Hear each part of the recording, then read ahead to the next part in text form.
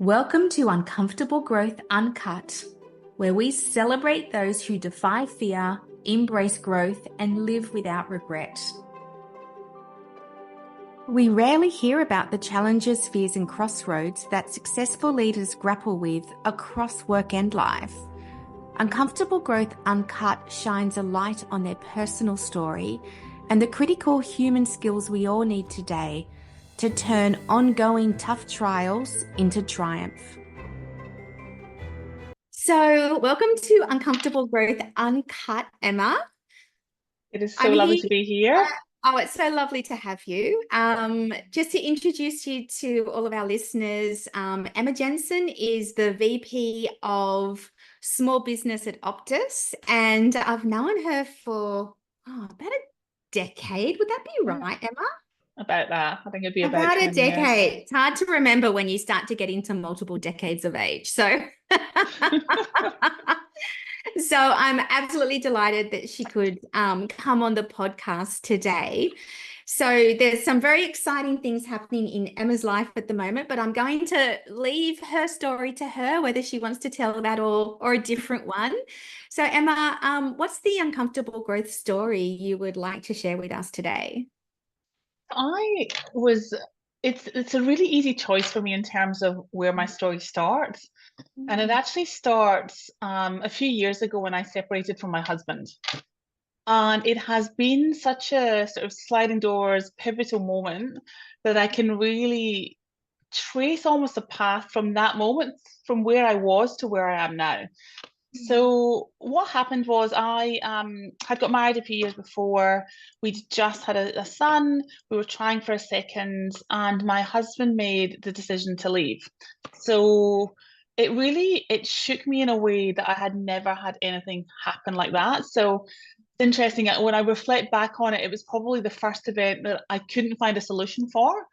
I am such a problem solver. I am such a I can find a way out of almost anything. And this was the first event that not only I couldn't find a solution for, but I couldn't control the outcome on. And it was the first thing that I think I had genuinely failed on. And there's lots of like in life, there's lots of little failures and little moments and little learnings. But this felt like a massive I have failed. Like it's not It wasn't fail. It was an epic fail. And it's no good area. Did you have any idea that this was coming? No. So zero idea. And I think, it's always the way that when you look backwards, there were probably signs. And I think what really struck me through the process was, I think how much I had almost neglected myself as an independent. I've been in relationships for probably 2 decades when it happened. And I just realized how much I'd created stories around my life. And it's funny, the things that when I think about when it happened, what stands out for me is just I kept having this narrative around this wasn't a plan. This wasn't a plan. Like, in my mind, I had almost mapped everything out. I felt a lot of stigma around the single parent label. And it's interesting, in my role, leading quite a big team, I use it as a real opportunity to try and destigmatize that, because that judgment I had was all for me.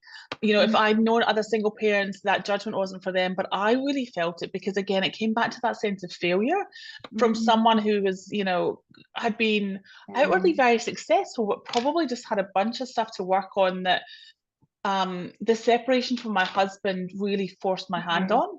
So there's a lot that it's really interesting how you talk about failure and how the separation between you and your then husband felt like such a big failure. And I know failure is and self-judgment or belief that you failed is such a big thing for so many people. So I'd love to just unpick that a little bit. So why did you feel such a sense of failure? I think because marriage to me was such a big commitment. I got married relatively late, in my sort of mid-30s. It's not late by any stretch, but I think maybe from my the way I grew up, and people often would get married younger, and I just hadn't met anyone. And then when I met my ex-husband, you know, it was just obviously, like we do, you fall in love.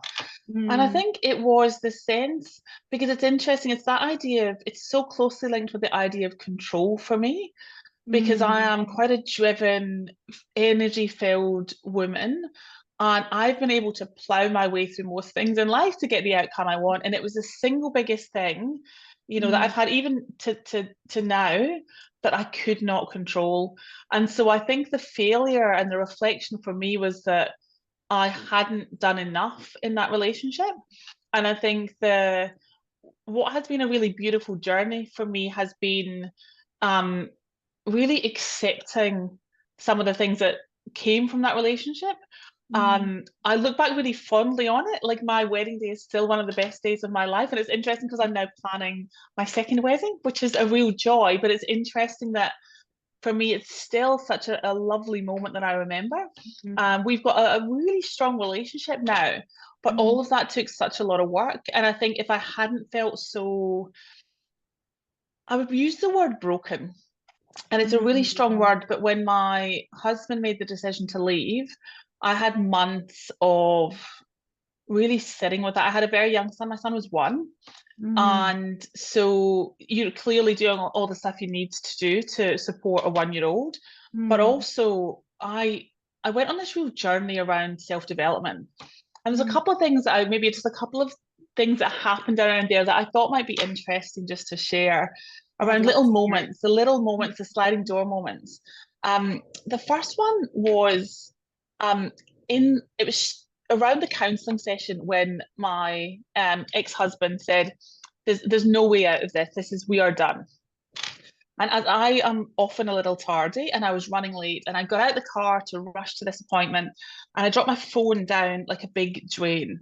And I hadn't backed up all my photos, and I was just frozen. I was like, oh, what am I going to do? And I was like, you know, I'll come back to it. I've got to get in here. Went in, and in the session, he landed this real thunderbolt of he didn't want to remain in the marriage. And so I came out in a real blur. And I'd been babbling to him beforehand about, you know, I've dropped my phone and my photos and the way that, you know, things just set. And I came out and I was going to leave the phone. And then I just remember thinking, I'm not going to leave the phone. It's got all of these beautiful memories of my son. And so I drove the car off the grate, and I was wrestling about with the grate. And as I was about to pull it off, this woman came up and she went, do you want a hand? And I explained the phone had gone down there, and I was streaming tears. And she helped me move the grate. I jumped in up to my neck almost in this like drain thing. I got my phone, it wasn't smashed. I pulled myself out. She helped me put the grate back on. And it was one of the smallest but most significant moments where I realized there is always help. There is always help there, whether it's from a stranger, whether it's from, you know, your partner.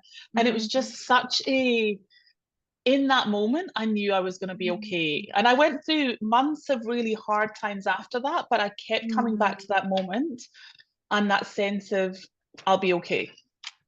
Wow. And it's such a visceral situation as well. I mean, I can only imagine, you know, you're in counseling with your husband and he's saying we're over.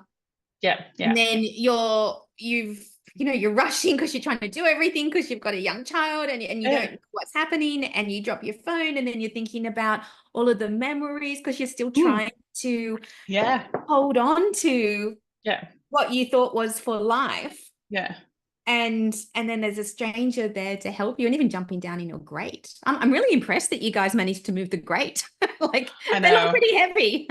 And it was so interesting because my instinct was to almost throw it into the drain. And luckily she came by because she was like, "You'll smash your phone, and there's probably another way." And again, I was probably so in the midst of just this whirlwind of emotions in that moment. And like I said, it just, the idea of asking for help, because I realized when I look back at myself, it is something I've been really poor at in terms of just putting my hand up. It's that idea of like, you can do it all yourself, but also sometimes it's a lot easier, or there's a lot more joy in doing it with someone else. And so for me, what became, from that moment, it became a real journey for me in terms of who do I need around me to really help me shift. And it was probably 3 months of quite solid grief. I think I was still probably not, my son is not the best sleeper. He has some amazing traits, but sleeping is not one of them. And so I was probably tired. And I remember hitting this point where I was feeling quite bitter about it all. Yeah. And I'm sure everyone has been at those points where I didn't feel like myself. I felt consumed a little bit by this bitterness. And I went to see a psychologist. And because I realized I just didn't have the tools in my toolkit for this. I didn't have enough knowledge of what I could do to help pull me through this. And I knew that I needed to be in a different place to be the best person I could be for my son. Yeah. And so that really helped pull me out. And I think it's amazing, Emma, too, that I'm so grateful that you're sharing this, because, this marriages break up basically 1 in 2. Break up according to the statistics, but there's no rule book on how to get through it. And of course, there's always different contexts and situations that lead to it. But to be able to share so openly your journey is such a gift to people, whether they've been through it or whether it's something they may go through in the future. And I think often when these massive curveballs happen, right, the ones we don't see coming, we don't have the tools because we've never been there before. And I do think that, you described yourself as a problem solver, that, when you get into that mode of I'm always fixing things because there's so much to do, and so I'm always fixing things, it takes such incredible self-awareness to step back and say, I just can't fix myself. I need help. I need support. I need other people to hold me and to help me, because I just can't do it myself. Yeah. Absolutely. And I think that ability, and I think often as women, we feel that we need to do it all. There is that absolute trope of, the big career and the beautiful sort of very, nuclear family. And actually you realize when it comes down to it, like I now have this beautiful, messy, blended family. But we are close, and I've got a great relationship with my ex-husband, but he and I have worked hard to get to a place where we can be great role models for my son. And he has this beautiful, because he went through a phase when we first separated. I think he must have had a moment where he went, oh, it's just her, like she seems to be the big game in town for me, and what happens if something happens to her? And so we built this whole narrative and this whole story around family is whoever is in your community. And so if you were to ask who his family is, he's an only child. He would talk about, he's now got 8 grandparents, and he's got a mum and a dad, but he's got all of these other people in his life because both me and my ex-husband have repartnered.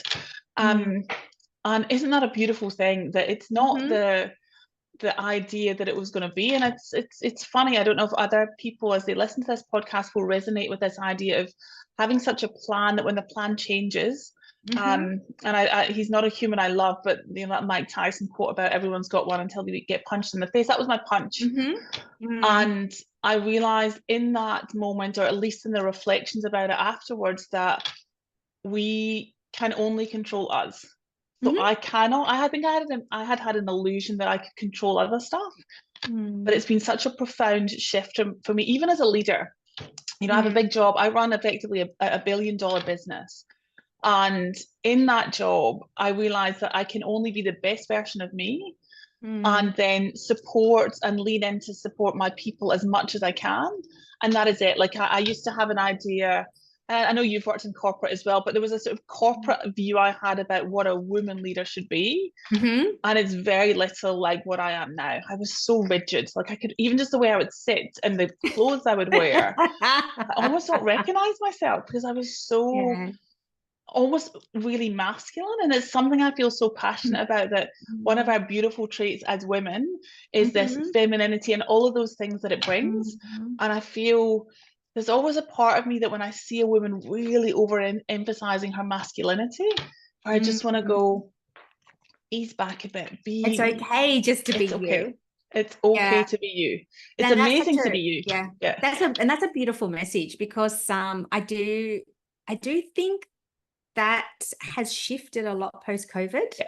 I Yeah. think when work and home, life kind of collapsed in as the one thing, Yeah. that suddenly, the need for empathy, the need Yeah. for a lot of these human skills, not just necessarily corporate skills, Yeah. Yeah. it skyrocketed. And Yeah. I do think, well, the statistics show that women do have higher empathy in Yeah. general, so Yeah. higher percentages. So, but I remember when I was younger too, like, you can't bring that to the workplace. And it Yeah. wasn't ever Yeah. said. It was Yeah. always role modeled as, don't ever cry. Yeah. Just be strong, Yeah. be like a man. Yeah. And I had the most amazing male bosses. So this is not about you know, beating up on men Yeah. at all. But I think there was not permission Yeah. to be an amazing female Yeah. leader as a Yeah. full female, Yeah. and bringing all of your traits Yeah. to work. Yeah. So I think that it's a beautiful way that you've crystallized that, Emma, because like when we were younger, it was kind of, this is how you have to be. Yeah. Whereas now you can just bring all of your Yeah. gifts into the Yeah. workplace. And I don't even think I think it probably disproportionately affects women, but I think it's actually across the range that there seems to be much more appreciation for the spectrum of a leader you can be. And that there's certain traits that make a good leader, but that doesn't mean that you've got to show up in the same way. And it's funny, like it was that idea of, and the language around women being emotional, which, being the mom of a small boy, I find it so hilarious that women are emotional, because if you've seen Little Men, you're like, no, no, no, no, no, no. You want to see emotions? My goodness, like. Well, that's good to know, because I don't have boys, so I've only got girls, so I actually don't know what that looks like. It's funny, I am blessed, and it's one of those things that I have cultivated, but I have this great network of mums. I actually had dinner with a bunch of them last night, but this great network of mums from school or even before school, like for their daycare. And a lot of them are, because he's quite gendered, like a lot of his friends are boys. And so I just love swapping, stories of mums and boys, because they are, I've never had a call about his behavior at school, but I've had calls about ambulances being called because he's like hit his head or his teeth been kicked out. So I get a lot of calls about the physical stuff. And it's such a joy. Like it's I remember when I was having children, thinking that I would really love a girl. And you know that you're going to love whichever kid. I think you just love your children. Yeah. You love your child. But it has been the best and most, it's helped me learn so much about men, just seeing a little version. I'm like, wow, like it's so much fun. He's such a gift. He's such a gift. Oh, I love that. That's absolutely beautiful. Yeah. So you kind of obviously got through that. I'm really interested in also exploring, if you're okay with it, just how you managed to get, obviously from a very difficult place with your ex-husband, where you were, hurt and bitter, and I'm sure it was incredibly hard for him too. But to a good place now. How did you manage to get there? Like what? How? A lot of work. Like it was very intentional, but also I think I just had to check my ego a little bit, because I think And look, it was a gradual unfurling. It wasn't, and there's still certain things that trigger me a little bit, but it was just that appreciation for, I'm just going to leave my ego there. And if I leave my ego there, what am I doing differently? And what is for the collective good instead of me just feeling bruised? And there was a really powerful thing that my psychologist, it was almost a, like there are certain moments where something really lands for you. And because I struggled for a long time about his decision and why, and which became clearer afterwards. But when I was in that struggle, she said to me, it's not that he won't tell you, he can't. And as soon as you frame, I do this quite a bit with my son when if he's having a moment, it's not that he's not making a conscious choice to hurt you or to say something unkind. It's just that he does not have the tools. And as soon as I think you frame other people's behavior around, it's not won't but can't, there's something really freeing in that. And that was actually, I think when that really landed for me, it took me in a whole different trajectory. But we work hard at it. We catch up once a month. We chat about our son. We have blended our families in a way. I see him probably 4 or 5 days a week, and it is always several. And I think it's interesting because clearly relationships have ups and downs. Yeah. But what we're role modeling for our son is we never have arguments because we're not that close anymore in the way that you have, random arguments with your partner. But he just sees a team and a couple of people who really support him and who role model, I think, what a healthy relationship can be post an event like that. So it was a lot of work. On both parties. I think I definitely drove that, but it also came from a place of I love this question. I've got a beautiful mentor who actually, she really helped spark this journey. She's called Pauline Nguyen, and she's got loads of strings to her bow. She's like a coach, and she's got a restaurant, she's an author, like she's just hugely accomplished. But I remember when I met her, I interviewed her at Optus, and I remember being struck by how fearless she was. So I had separated from my ex-husband maybe 3 months before, and I was just in a state of fear. I was so fearful about the future and what am I going to do? And I've got a young son and I'm trying to do all of this stuff. And I remember meeting this woman, and she was and is fearless.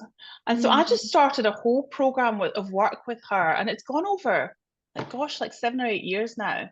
And I'm still in a weekly development group with her. And what she really enabled me to do is have much more self-awareness. She really spurred my development into a place I would have never gone. It helped me realize things like how important it is for me to rest, how important it is for me to be in nature, like really basic things. But she just has opened a door for me and a group of, and a community, in the way that you were talking about community earlier, that has really accelerated my development.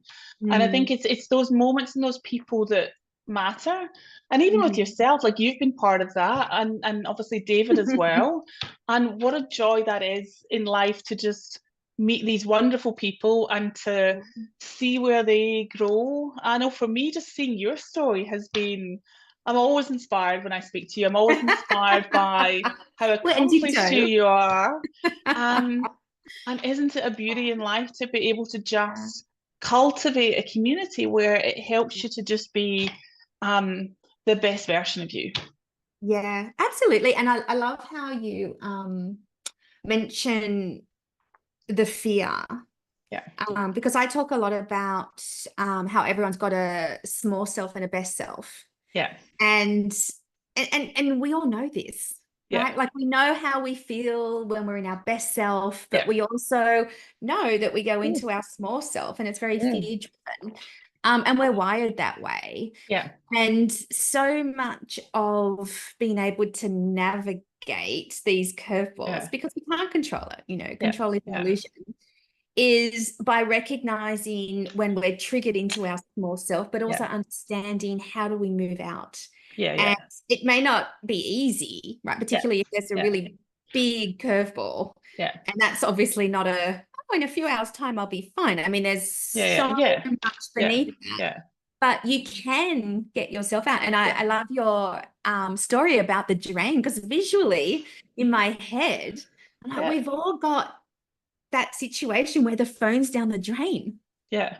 But we need to get it, and we need to find someone to help us get out. But it's not all over. It's not gone forever, but it can feel so challenging and so difficult.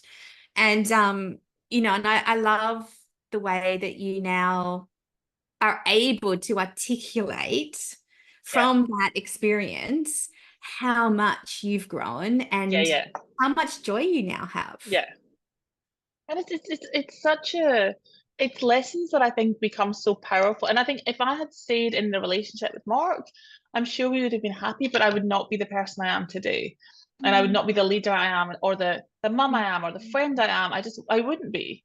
And that is because for me, that ability to grow and to change and to be okay, because I think when I grew up, there was this sense of, you shouldn't change. You don't change who you are. And it's like, it's not changing who you are, it's changing your habits, and that then leads you to change how you're showing up. And I love there's this really powerful question where it's like, what do you need to do to feel the way you want to feel? Because I definitely didn't want to feel bitter or miserable or any of those things. So if you want to feel joyful or playful or any, those emotions, and you've got to do something about it. And it's funny because I think I also, both my journey, but also what I expected with my son growing up, I thought it would be quite a linear thing, hilariously, because it's so, life is not that.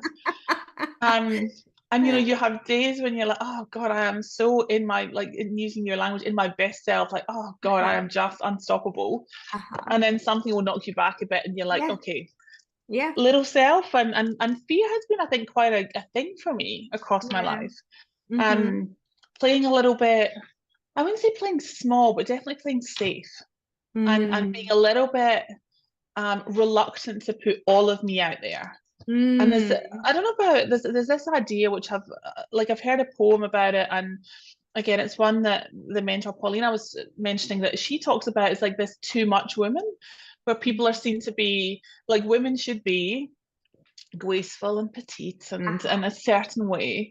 And we were talking about that even as a leader. And so this sense of I'm embracing my too much, like the bits of me that are too much, I'm like, bring it on, because there's such a power in just being all of you, the good bits and the bits where you go, oh, that's also how we connect, because I think like, society is still used to curating. And we see it in social media, like we see it all around us, even in the workplace. It's you don't just come in and go, I had a really bad morning. It's generally focused on presenting elements of our best self, but to be able to be open and acknowledge that we do have those tough things happening. I always assume that everyone's dealing with one really hard thing at any point in time, because mostly we are, right? There always seems to be something. And I think the other part too is knowing our small self is not weakness. It's not something to be hidden. It's not something to be embarrassed about or ashamed about. It's actually what makes us strong.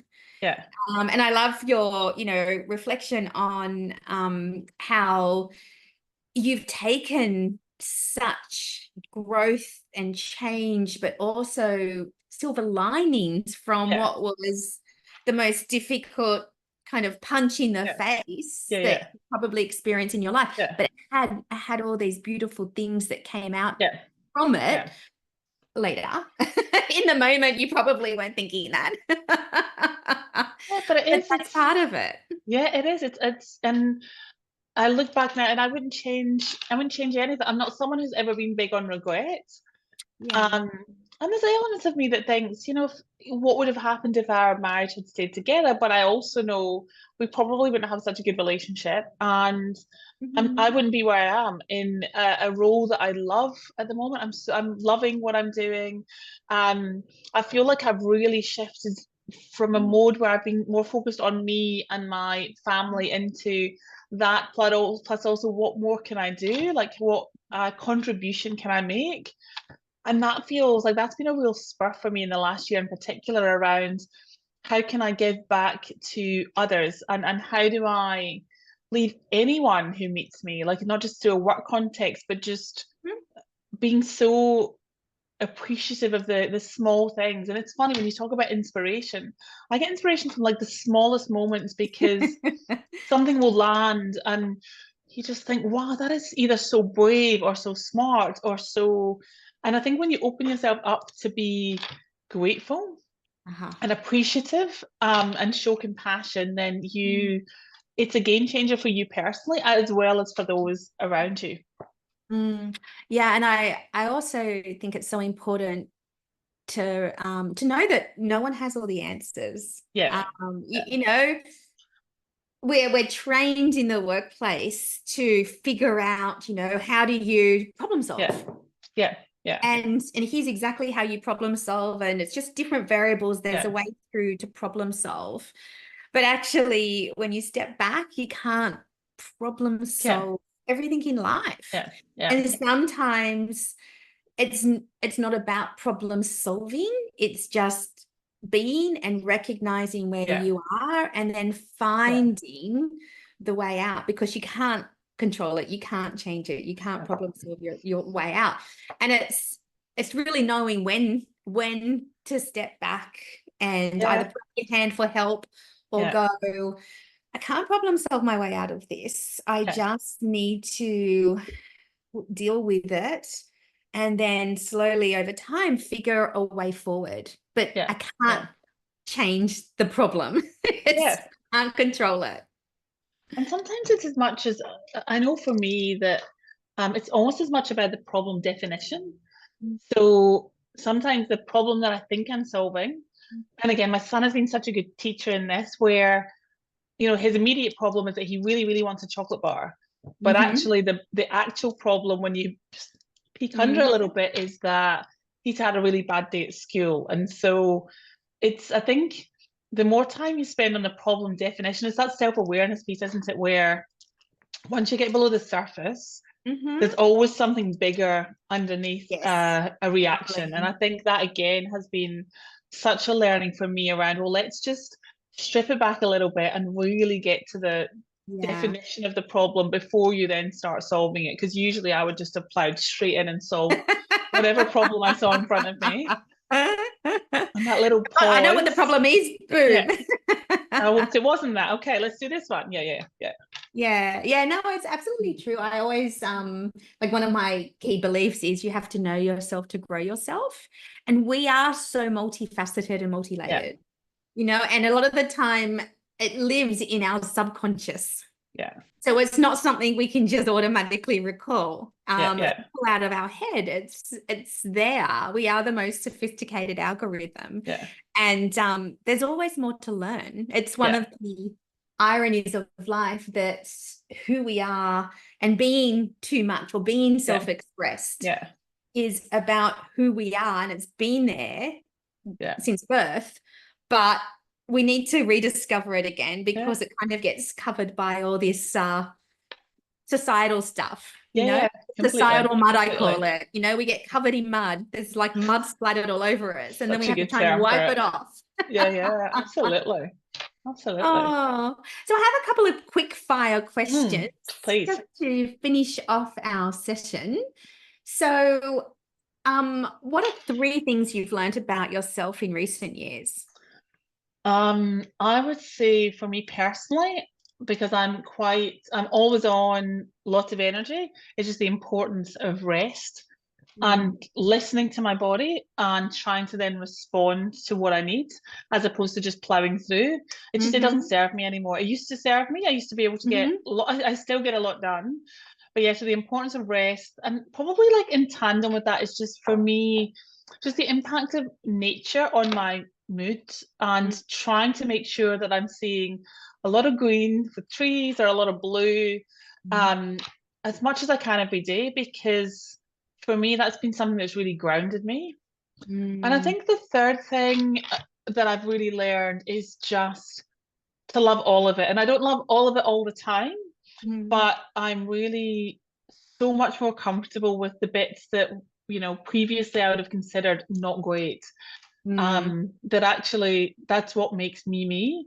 And you can't really have all the great bits without having the bits that need a little bit more work. And so those would be the things, just the importance of rest for me personally, just the medicine that nature can be, and then just doing all I can to feel comfortable with all of me and me as a whole. That's beautiful. I love that. Okay, next one. What is important to you at the moment in your life? I think I always start with family in terms of what's important to me. And I always use family in that broader sense. So it's family, it's the friends, it's the communities that I'm part of or I've created. And I just feel so blessed by the wonderful people that I've got in my life. And that's been a really intentional thing for me, that anyone who's maybe not, I guess, bringing joy or supporting me, I've been quite active over quite a lot of years now around, I think, maintaining a community that really lifts me up. And I did that particularly when I went through my tougher moments. I think the other thing for me is probably this idea of truth and that realization that there isn't the truth, there's just my truth, and just feeling freer about how I express that.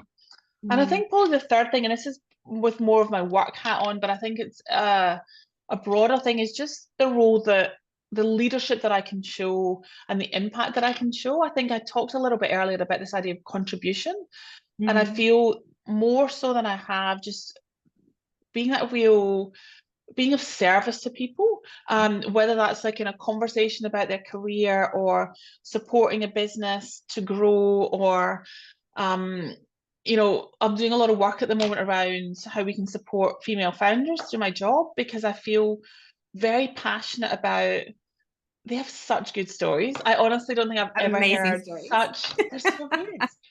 And every time I hear one of the amazing female founders speak, I'm just always in awe of the whole story you get from them.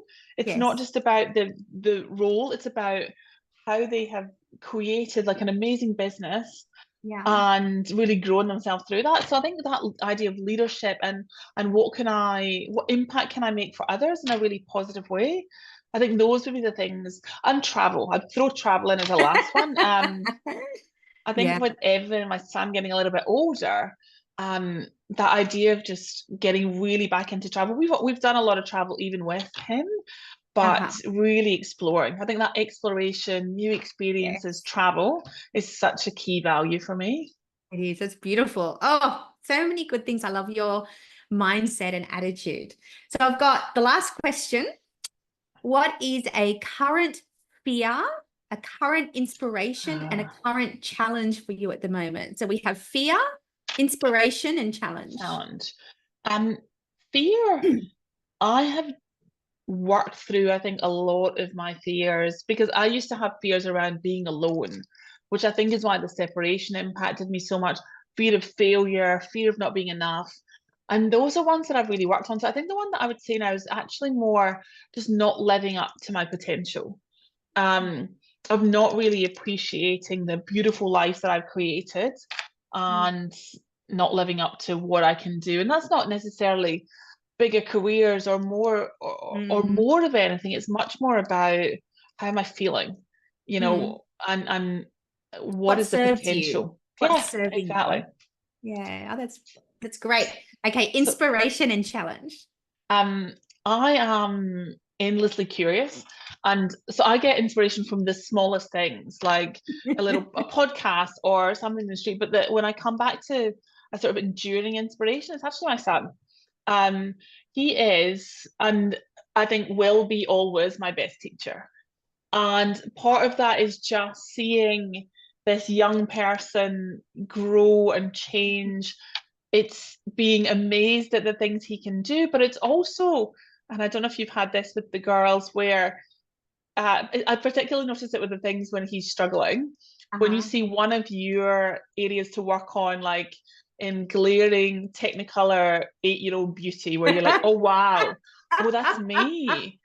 And I actually love those moments, because in those moments I see him struggle with something and I know I struggle with it.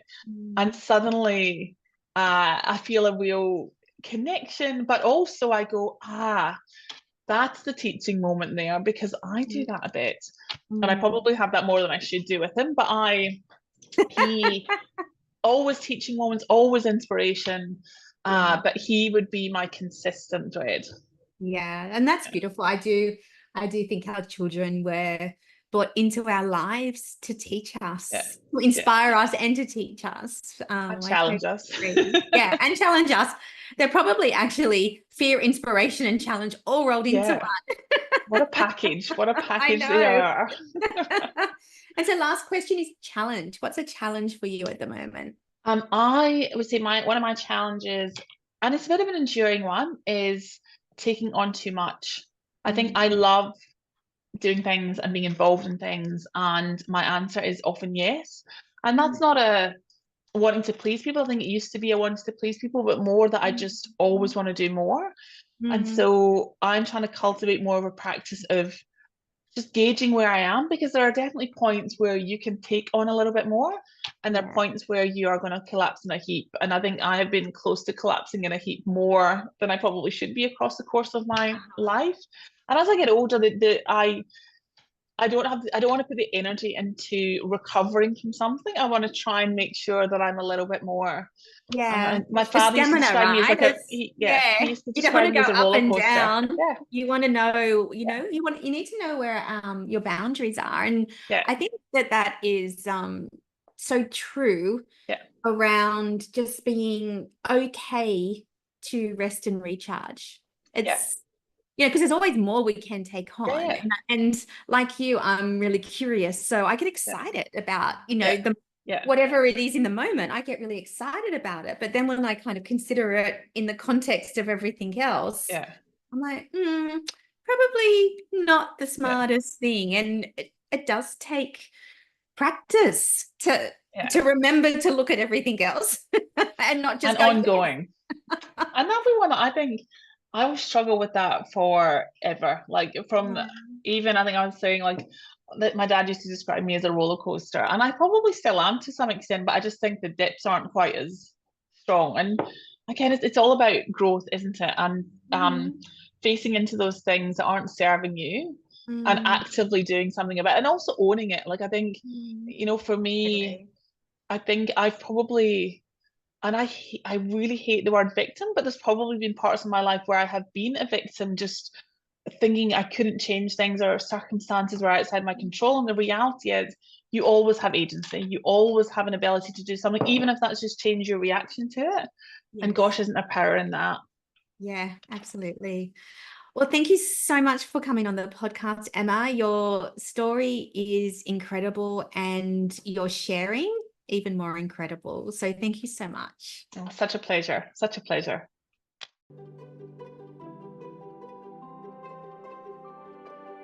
If you are inspired but thinking, I can't do that, then you are so wrong.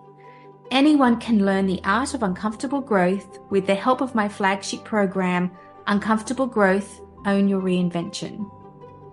In this, you will learn to navigate your own internal contradictions to finally unlock the courage and commitment to live a deeply meaningful life by design and on your terms.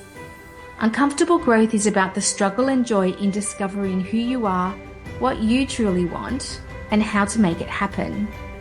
If this is something you are ready for, then find out more at www.rowenamillward.com. What have you got to lose, or more importantly, gain?